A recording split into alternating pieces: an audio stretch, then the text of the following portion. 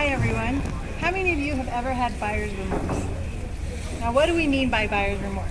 Basically that means that you've hired someone who you regret hiring or who they regret joining your company because it's just not a right fit. So we have launched what is called Yelp for HR.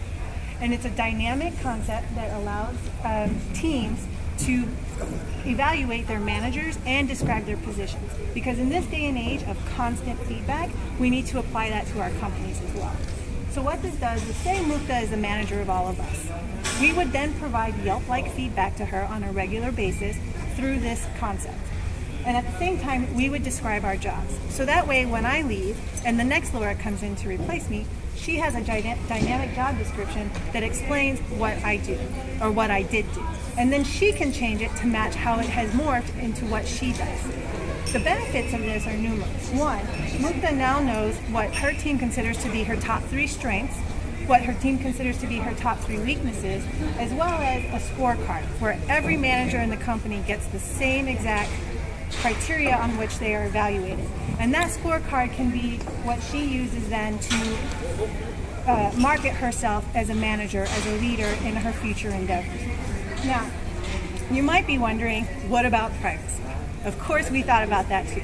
So our first thing is that we would not share this with any other employer outside of our company. This is private information, it's a feedback mechanism for the manager.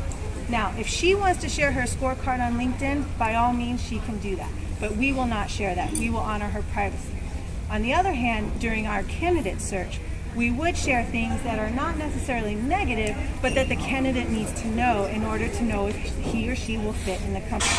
For instance, if Mukta is very hands-off, but I as a candidate need a lot of guidance, by you being able to review the Yelp reviews on her, I will know that she is very hands-off and maybe that's not the best fit for me, and therefore I'll select that. Are there any other benefits you guys would like to discuss?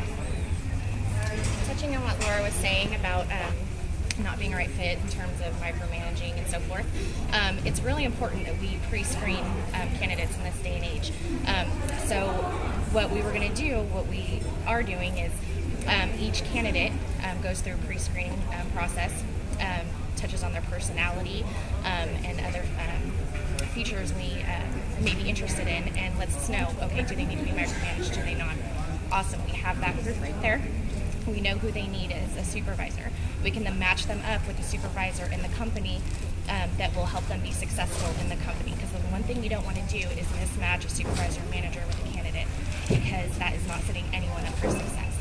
To add on to Laura's benefits is like, as a hiring manager, I would be motivated to improve my score and hire like my employees which are matched to my personality or the group